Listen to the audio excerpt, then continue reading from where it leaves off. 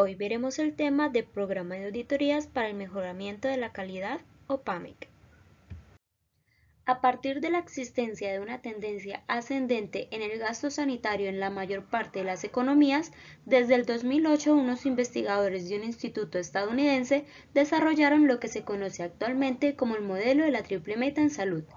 Esto con el objetivo de rediseñar los actuales sistemas para favorecer una mejor atención sanitaria a la población, pero con los menores costes.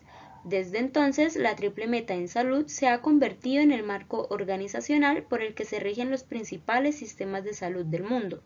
Según se explica, entonces la triple meta se refiere a la búsqueda simultánea de la mejor salud posible de la población, ofreciendo la mejor experiencia en atención en salud al coste per cápita más justo. De esta forma vemos reflejados los tres triángulos que nos forman la triple meta: mejorar la salud de la población, ofrecer la mejor experiencia en atención y optimizar los costos per cápita, los cuales a través de su interdependencia y balance nos van a tener el objetivo final de un desempeño del sistema de salud al menor coste posible. Dentro del sistema de calidad encontramos varias normativas que nos permiten tener en cuenta todos los aspectos importantes para mejorar esta. A través del decreto 1011 del 2006 se establece el sistema obligatorio de garantía de calidad de la atención de salud del Sistema General de Seguridad Social en Salud. Este se compone por 4 instrumentos que cumplen un papel dentro del sistema para facilitar la calidad. No son piezas individuales, sino que se complementan. En estas encontramos la habilitación regida por la Resolución 3100 del 2019, la cual es obligatoria. La información a usuarios a través de la Resolución 256 del 2016, el proceso de auditorías a través del Decreto 1011 del 2006 y el componente de acreditación, el cual es voluntario y se rige a través de la Resolución 5095 del 2018. De esta forma, se forma un conjunto de instituciones, normas, requisitos, mecanismos y procesos deliberados y sistemáticos que desarrollan el sector salud para generar, mantener y mejorar la calidad de los servicios de salud en el país. El primer componente destacado es la habilitación, la cual se rige a través de la Resolución 3100 de 2019 y son aquellos requisitos mínimos que deben tener o cumplir estas entidades para prestar sus servicios. De forma textual tenemos que esta resolución define los procedimientos y condiciones de inscripción de los prestadores de servicios de salud y de habilitación de los servicios de salud y se adopta el manual de inscripción de prestadores y habilitación de servicios de salud. Como nombré anteriormente, son esos requisitos mínimos con los que debe cumplir la entidad, entre los cuales encontramos de talento humano, de infraestructura, de dotación, de medicamentos, dispositivos médicos e insumos, de procesos prioritarios, de historia clínica y registro, y otro componente determinado para las interdependencias. A diferencia del componente de habilitación mencionado anteriormente, el cual es obligatorio para prestar servicios de atención en salud, encontramos el componente de acreditación, que son de tipo voluntario. Esta se rige a través de la Resolución 5095 de 2018 y a través de ella se adopta el Manual de Acreditación en Salud Ambulatorio y Hospitalario de Colombia en su versión 3.1. A diferencia de la habilitación, que son los requisitos mínimos para prestar la atención en salud, la acreditación va más allá y es un mejoramiento continuo de la calidad para prestar un mejor servicio.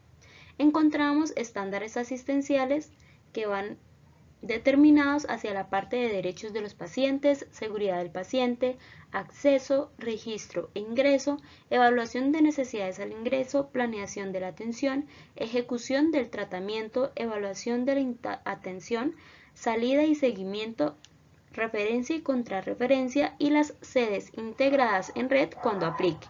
También encontramos los estándares de apoyo, en los que encontramos el direccionamiento, la gerencia del talento humano, la gerencia de la información, la gestión del ambiente físico y la gestión de la tecnología, para finalizar en un último grupo que son los estándares de mejoramiento. Por otra parte, para el Sistema de Información para la Calidad se tiene la Resolución 256 del 2016, por la cual se dictan disposiciones en relación con el Sistema de Información para la Calidad y se establecen los indicadores para el monitoreo de la calidad en salud. La presente resolución tiene por objeto dictar disposiciones relacionadas con el Sistema de Información para la Calidad como componente del Sistema Obligatorio de Garantía de Calidad de la Atención en Salud, o SOCS, y establecer los indicadores para el monitoreo de la calidad en salud, estructurados bajo el presupuesto de una interrelación entre sí y el enfoque al mejoramiento de la calidad en salud que impacte en el usuario como finalidad primordial de los diferentes componentes de dicho sistema. Y finalmente encontramos el Programa de Auditorías para el Mejoramiento de la Calidad de la Atención en Salud, o PAMEC. Este es un mecanismo sistemático y continuo de evaluación y mejoramiento de la calidad observada respecto de la calidad esperada de la atención en salud que reciben los usuarios. Dentro de este ejercicio vemos 4 aspectos específicos que se conocen como PHVA: planear, hacer, verificar y actuar. Por parte del planificar se destaca que en esta etapa se definen los objetivos y cómo se van a lograr. Esto de acuerdo a las políticas organizacionales y las necesidades de los clientes. Puede ser de gran utilidad realizar grupos de trabajo, escuchar opiniones de los trabajadores y utilizar herramientas de planificación como por ejemplo el 5V2H, en el cual se responden 7 preguntas claves cuya palabra en inglés inician con la W y la H, como el qué, que es what, el por qué, que es why, cuándo, dónde, quién, cómo y cuándo, así sucesivamente. Hay que recordar que esta etapa es muy importante y es la que permite el desarrollo de las otras, lo que indica que si no planeamos bien los resultados en las otras 3 etapas no serán confiables. Por tanto, se resume la etapa de planeación como establecer los objetivos del proceso, los recursos necesarios e identificar y abordar los riesgos y las oportunidades. En la segunda etapa tenemos la H, que es el hacer. En esta parte se ejecuta lo planeado y es recomendable hacer pruebas piloto antes de implantar los procesos definidos. En su desarrollo se puede evidenciar los problemas que se tienen en la implementación y se identifican las oportunidades de mejora y su implementación. Como tal, lo podemos resumir como la implementación de lo planificado en el proceso. Después pasamos a la V, que es verificar. En esta etapa se comprueba que se hayan ejecutado los objetivos previstos mediante el seguimiento y la medición de los procesos, confirmando que estos estén acordes con las políticas y toda la planeación inicial. De esta forma decimos que el verificar es realizar el seguimiento y la medición del proceso y los productos y servicios resultantes e informar sobre los resultados. Esta etapa se apoya en las auditorías internas y las revisiones por la dirección. Finalmente tenemos la etapa del actuar, que es la A. Mediante este paso se realizan las acciones para el mejoramiento del desempeño de los procesos. Se corrigen las desviaciones, se estandarizan los cambios, se realiza la formación y capacitación requerida y se define cómo monitorearlo. En esta parte se puede resumir cómo es esa toma de acciones correctivas para mejorar el desempeño de los procesos. Por lo anterior, a través del PAMEC se deben aplicar las herramientas fundamentales del mejoramiento. Se deben plantear las acciones relacionadas con los estándares del SUA, que es el Sistema Único de Acreditación, y superiores al SU, que es el Sistema Único de Habilitación. Adicionalmente, se debe proporcionar información para comparar, analizar los resultados y tomar las decisiones, y se debe estar alineado con la filosofía de atención centrada en el usuario. Es importante saber que a quienes aplica este programa de auditorías para el mejoramiento de la calidad de la atención en salud son las instituciones prestadoras de servicios de salud, las empresas administradoras de planes de beneficio, las entidades departamentales, distritales y municipales de salud, las entidades de objeto social diferente, que son aquellas empresas cuya actividad principal no es la salud, pero cuentan con servicios de salud. Y finalmente, los profesionales independientes. Adicionalmente, se tienen en cuenta unos atributos de calidad que se monitorean a través del PAMEC. Estos aspectos a evaluar desde el punto de vista del usuario en cada uno de los procesos son la accesibilidad, que es la posibilidad que tiene el usuario para utilizar los servicios de salud; la oportunidad, que es la posibilidad que tiene el usuario de obtener los servicios que requiere sin que se presenten retrasos que pongan en riesgo su vida o su salud.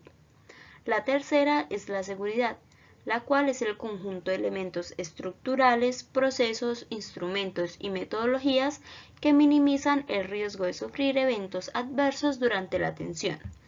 También tenemos la pertinencia, la cual es la garantía de que los usuarios reciban los servicios que requieren. La continuidad, que es la garantía de que los usuarios reciben las intervenciones requeridas mediante la secuencia lógica y racional de actividades basadas en el conocimiento científico y sin interrupciones innecesarias. Y finalmente tenemos la satisfacción del usuario, la cual es el nivel del estado de ánimo del usuario paciente y su familia al comparar la atención de salud con sus expectativas. Además, debemos tener en cuenta las características del SOX. La auditoría para el mejoramiento de la calidad de la atención en salud implica, por lo tanto, la realización de actividades de evaluación, seguimiento y mejoramiento de procesos definidos como prioritarios. También la comparación entre la calidad observada y la calidad esperada, entendiendo que la calidad esperada son los criterios y estándares que miden el desempeño y la calidad observada es el desempeño o práctica actual de los procesos. De esta forma, se debe estar previamente definida mediante guías y normas técnicas, científicas y administrativas. Y finalmente tenemos la adopción por parte de las instituciones de medidas tendientes a corregir las desviaciones detectadas con respecto a los parámetros previamente establecidos y a mantener las condiciones de mejora realizadas. Dentro de las auditorías también tenemos niveles de operación.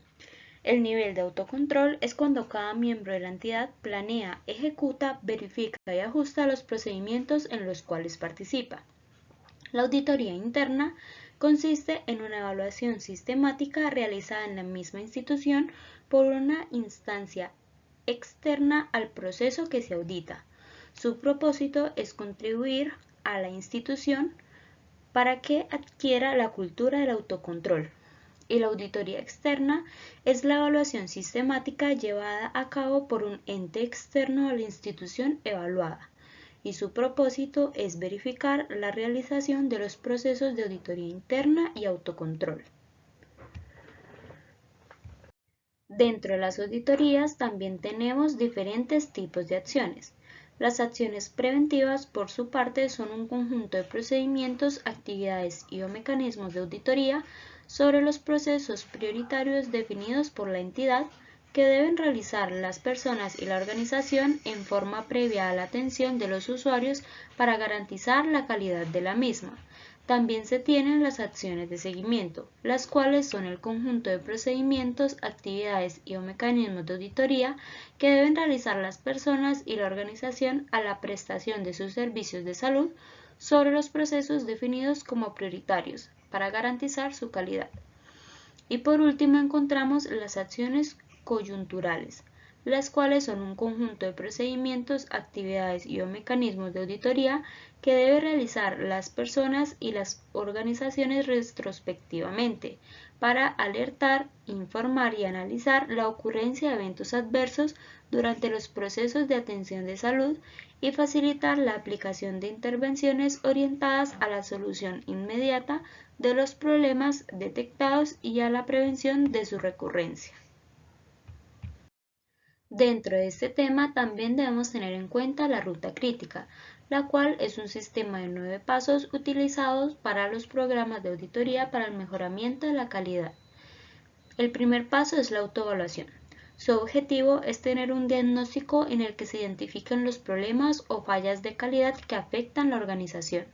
Además del diagnóstico, se comprenden aquellos aspectos relacionados a la calidad que impacten al usuario y a la atención en este. Después se tiene la selección de procesos a mejorar, la cual es el listado de oportunidades de mejoramiento que se genera a partir de la autoevaluación, a las cuales se les debe relacionar el proceso al que pertenecen. Después pasamos a la priorización de procesos. La priorización debe ser acorde a los procesos que impactan con mayor fuerza al usuario. Para llevarla a cabo, las metodologías más comunes son la matriz de priorización y la jerarquización. Después pasamos a la definición de la calidad esperada. El siguiente paso, luego de definir los procesos prioritarios que serán intervenidos, es establecer las metas de los procesos seleccionados, es decir, establecer la forma en cómo se realizan los procesos de atención a través de normas técnicas, guías, entre otros, los instrumentos que son los indicadores y el resultado de los mismos, los cuales son esas metas. Esta actividad tiene como propósito monitorear y hacer seguimiento al logro de los resultados esperados. Después pasamos a la medición inicial del desempeño de los procesos. Es el desarrollo de los procedimientos de auditoría sobre el desempeño de los procesos. En esta etapa es donde se revela qué tan grande es la brecha existente entre la calidad observada y la calidad esperada. La calidad observada corresponde a los resultados arrojados por la auditoría. Después tenemos los pasos 6 y 7, los cuales son la formulación, la ejecución y la evaluación del plan de mejoramiento. En este, el plan de mejoramiento consiste en la definición de las acciones detalladas que bloqueen o eliminen las causas del efecto no deseado o el problema identificado en los resultados de la ejecución del programa de auditoría. Su objetivo es cerrar la brecha existente entre la calidad observada y la esperada. Después tenemos el paso número 8, que es la evaluación del mejoramiento. Su objetivo es valorar el cumplimiento y la efectividad de las acciones ejecutadas que se definieron previamente en el plan de mejoramiento.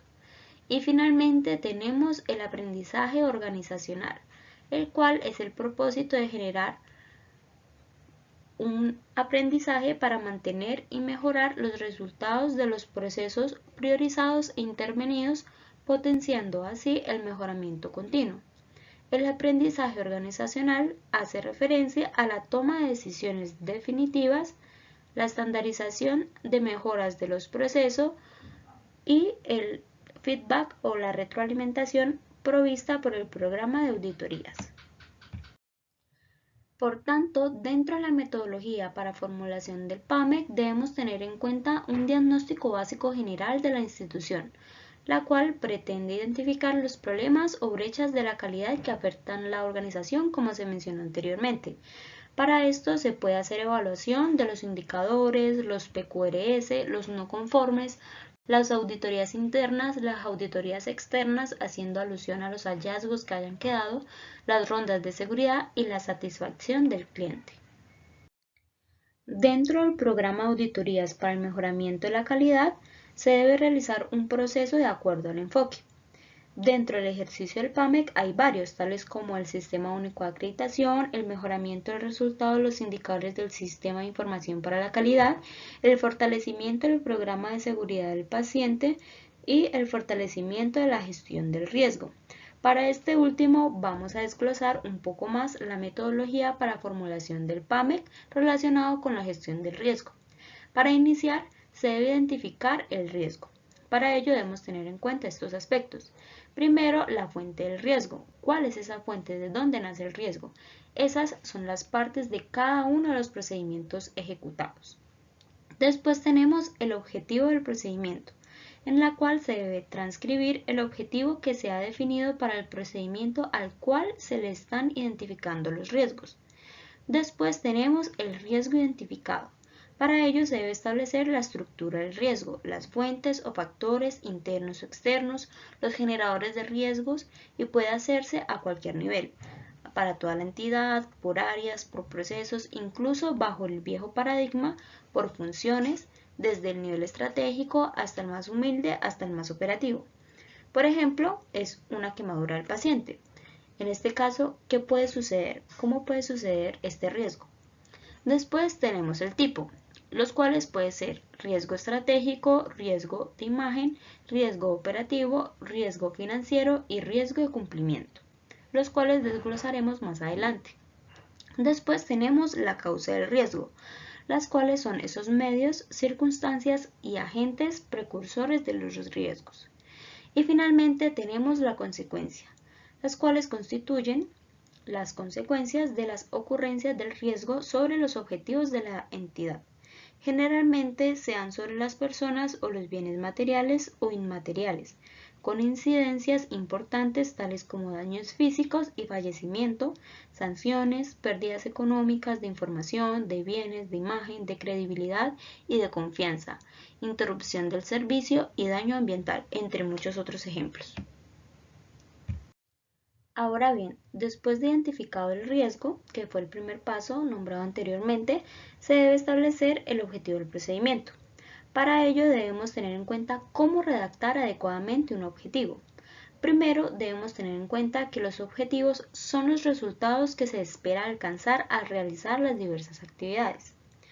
Para que los objetivos sean verdaderamente útiles al momento de planificar actividades con miras a alcanzarlos, por tanto deben ser realistas, realizables, precisos, cuantificables, es decir, que se puedan medir, y limitados en el tiempo.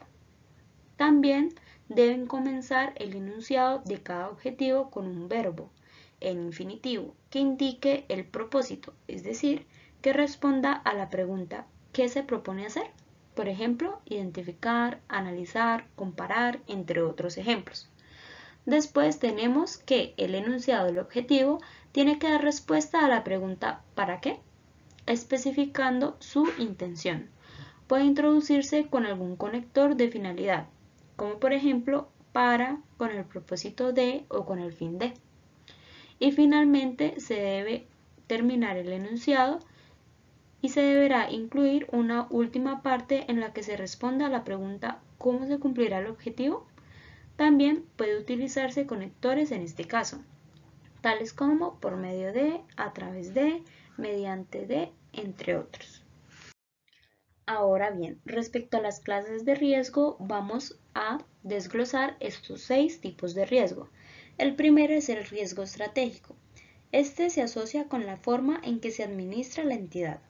El manejo del riesgo estratégico se enfoca a asuntos globales relacionados con la misión y el cumplimiento de los objetivos estratégicos, la clara definición de políticas, diseño y conceptualización de la entidad por parte de la alta gerencia. Después tenemos el riesgo de imagen, los cuales están relacionados con la percepción y la confianza por parte de la ciudadanía hacia la institución. Después tenemos los riesgos operativos, los cuales comprenden riesgos provenientes del funcionamiento y operatividad de los sistemas de información institucionales, de la definición de los procesos, de la estructura de la entidad y de la articulación entre dependencias. Después tenemos los riesgos financieros. Estos se relacionan con el manejo del recurso de la entidad, que incluye la ejecución del presupuesto, la elaboración de los estados financieros, los pagos, el manejo de excedentes de tesorería y el manejo sobre los bienes. Por otro lado tenemos el riesgo de cumplimiento, los cuales se asocian con la capacidad de la entidad para cumplir con los requisitos legales, contractuales, de ética pública y en general con su compromiso ante la comunidad.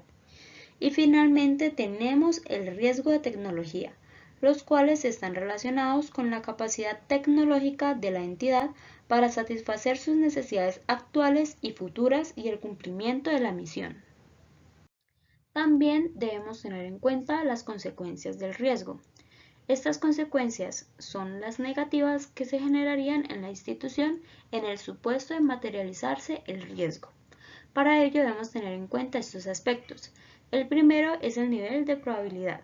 Esta se entiende como la posibilidad de ocurrencia del riesgo y se puede medir a través de criterios de frecuencia, por ejemplo, si se ha materializado a través del número de veces que ha sucedido en un tiempo determinado, o de factibilidad teniendo en cuenta la presencia de factores internos y externos que pueden propiciar el riesgo aunque éste no se haya materializado. Después tenemos el nivel de impacto, que son esas consecuencias que pueden ocasionar a la organización la materialización del riesgo. Después, es decir, qué tanto van a afectar. Después tenemos la valoración del riesgo inicial, la cual se multiplica el nivel de probabilidad por el nivel de impacto. Y con esto ya podemos dar una calificación del riesgo, que es aquel que se enfrenta a una entidad en ausencia de acciones por parte de la dirección para modificar su probabilidad o impacto. Ahora bien, teniendo en cuenta todo lo que se nombró anteriormente, se va a realizar o vamos a desglosar cómo realizar un análisis del riesgo. Primero debemos tener en cuenta la determinación de la probabilidad. Esta se hace a través de niveles de probabilidades, como vemos en la siguiente tabla, la cual se numera del 1 al 5. Su descripción sería un nivel 1 cuando es raro, que es decir que el evento puede ocurrir solo en circunstancias excepcionales y que su frecuencia no se ha presentado en los últimos 5 años. Después tenemos el nivel de probabilidad 2, que es improbable y es cuando el evento puede ocurrir en algún momento. Y es al menos, su frecuencia es al menos de una vez en los últimos 5 años. Después tenemos el nivel de probabilidad clase 3, el cual es posible y es cuando el evento podría ocurrir en algún momento y su frecuencia es al menos de una vez en los últimos 2 años.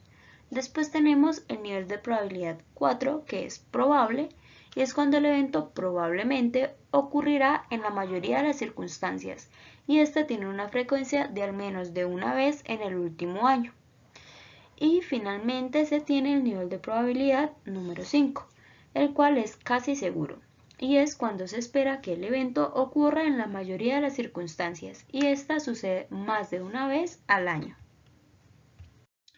De la misma forma, para el análisis del riesgo, vamos a ver cómo se hace la determinación por impacto. De la misma manera que anterior vimos con la probabilidad, el nivel de impacto se mide a través de estos números, del 1 al 5. El 1 es insignificante y es si el hecho llegara a presentarse tendría consecuencias o efectos mínimos sobre la entidad.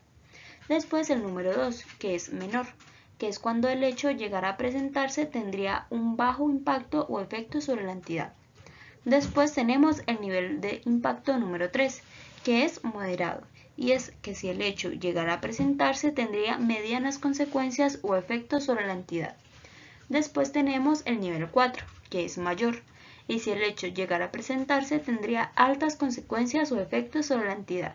Y finalmente tenemos el nivel de impacto 5, que es catastrófico, y es si el hecho llegara a presentarse, esas consecuencias que tendría son desastrosas o esos efectos sobre la entidad son igualmente desastrosos.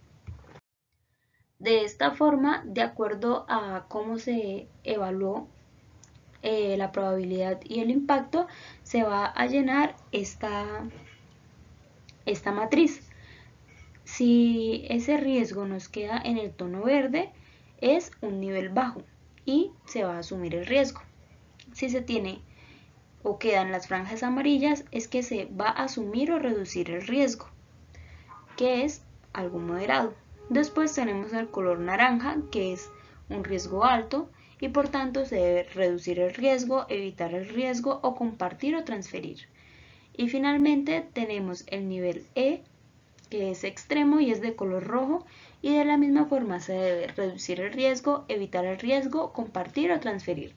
De esta forma, de acuerdo a cómo nos haya resultado la valoración del riesgo inicial, asimismo se va a hacer su intervención o se va a priorizar cómo se va a intervenir o el tiempo en el que se va a intervenir. Ahora bien, dentro de este tema de programa auditorías enfocados a la gestión del riesgo, también debemos tener en cuenta el concepto de los controles. Para realizar la valoración de los controles existentes es necesario recordar que estos se clasifican en preventivos y correctivos. Por su parte, los preventivos son aquellos que actúan para eliminar las causas del riesgo para prevenir su ocurrencia o materialización, y los correctivos son aquellos que permiten el restablecimiento de la actividad después de ser detectado un evento no deseable. También la modificación de las acciones que propiciaron su ocurrencia.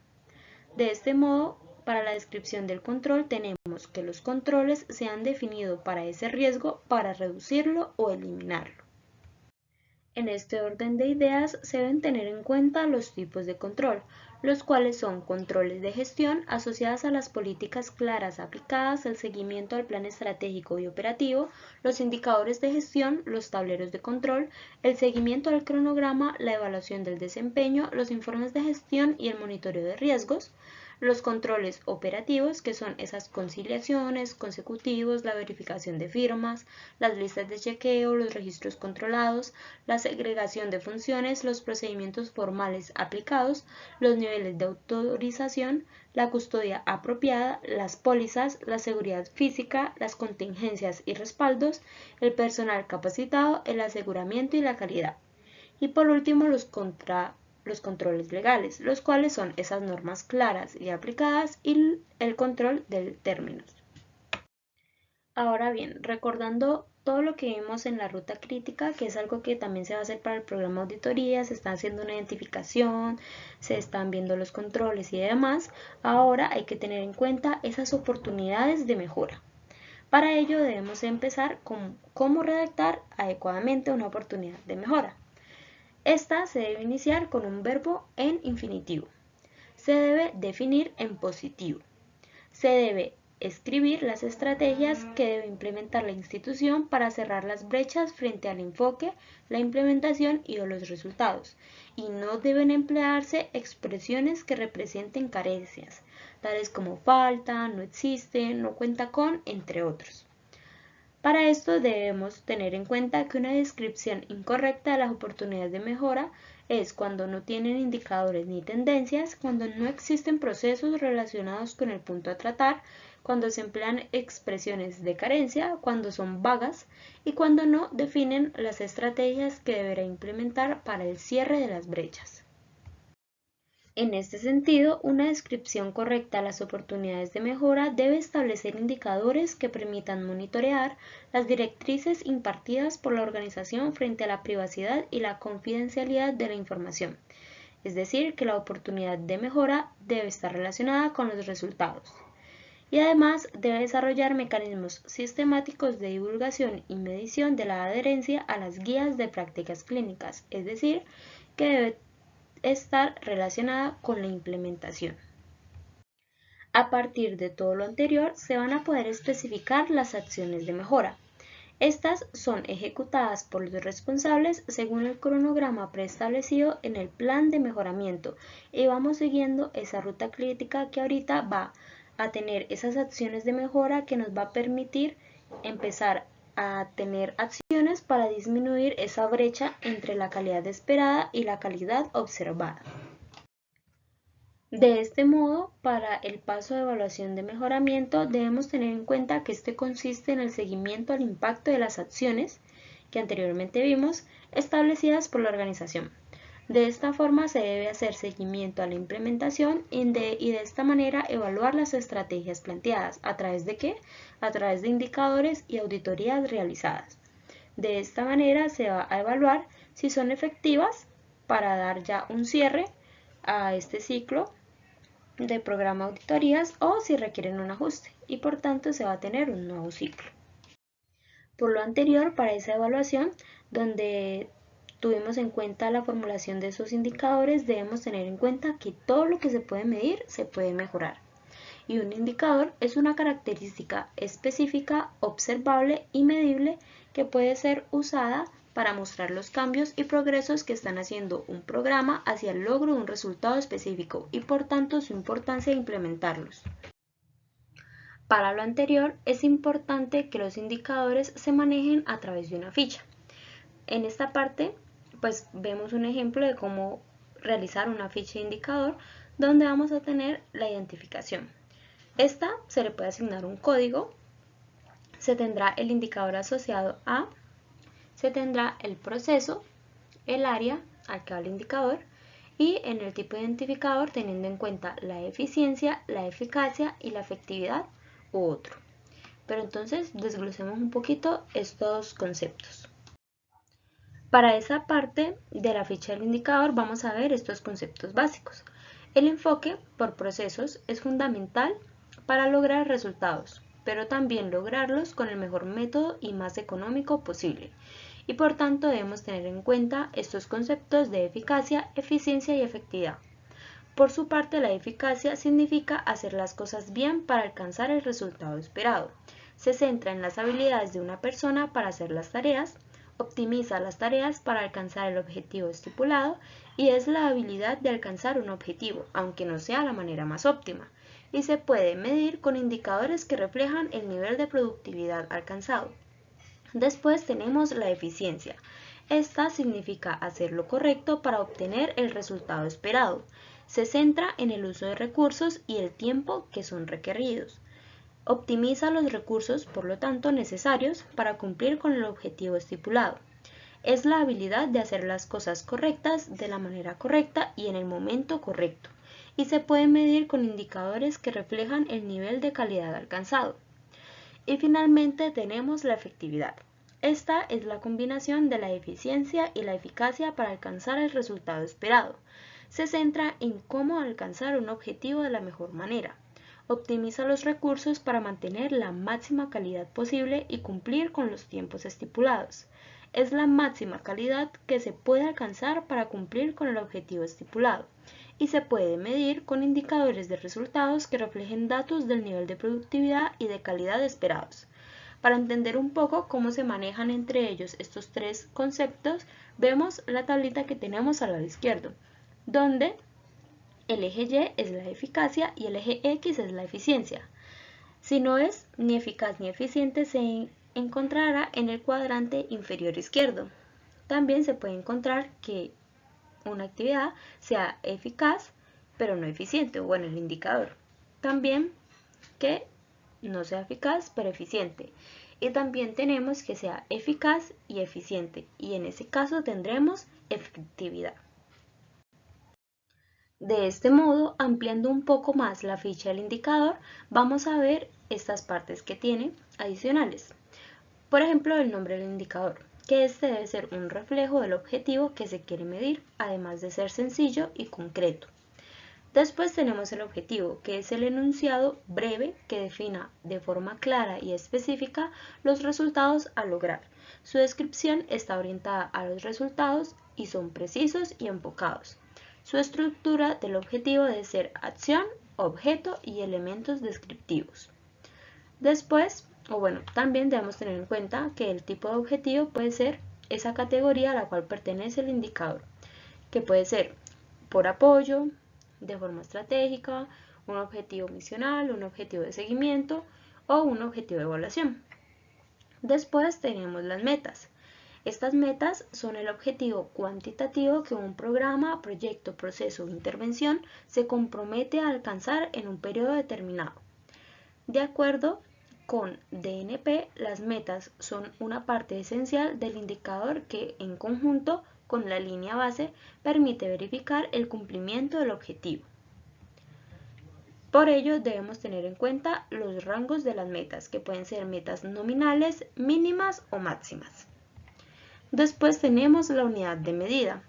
Este es el parámetro de referencia para determinar la magnitud y el tipo de unidad del indicador. Esto puede ser números, personas, kilómetros, porcentajes, entre otras posibles unidades de medida. Después tenemos la metodología del cálculo, que es como esa fórmula, las variables que vamos a utilizar para tener ya el resultado. Esta es una descripción de los pasos o el proceso para calcular el indicador. Esta descripción hace mención a los siguientes temas. ¿Cómo es el procesamiento de los datos y cuál es la fuente de los mismos? ¿En qué consiste el cálculo indicador? Si es una transformación de variables, ¿cómo se debe realizar? También, de ser posible, una descripción de las variables utilizadas en el cálculo, como por ejemplo si el indicador es aulas con equipamientos para clases TIC, entonces se debe definir qué se entiende por equipamiento para clases de TIC. Después tenemos la periodicidad de la medición, la cual es la temporalidad con la cual se reporta la información, la cual puede ser mensual, bimestral, trimestral, semestral o anual. Se tiene la fuente de datos de donde se sacaron como toda esa información que necesitamos para nutrir el indicador, el responsable que lleva el indicador y la fecha de elaboración. De esta forma, pues ya se puede tener toda la ficha del indicador. Todos estos temas son muy importantes para el PAMIC, ese programa de auditorías para el mejoramiento de la calidad orientado a la gestión de riesgos. Muchas gracias por su atención.